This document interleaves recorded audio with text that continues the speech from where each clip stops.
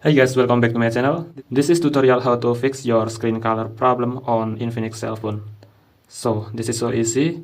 In the first step, you can go to the setting menu, and then you can select on the search bar. You can type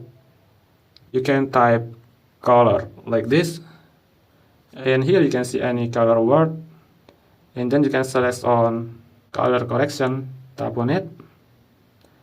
Tap on color correction again, and you can disable this option, and then you can go back. After that, you can select on color inversion and tap on color inversion and disable again this option like this.